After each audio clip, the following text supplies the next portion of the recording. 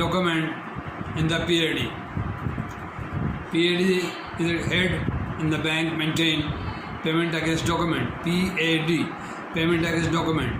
We debit the PAD about $10,000. The import bills $10,000 credited to exporting bank or the remitter bank or the forwarding bank who is sitting abroad.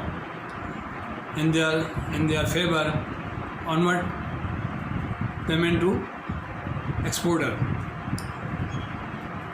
We lodge the document in the PAD debit equivalent to $10,000 and sent to the foreign bank or exporting bank, advising bank through our international division. This is the main import document. After scrutiny, proper verification, if the document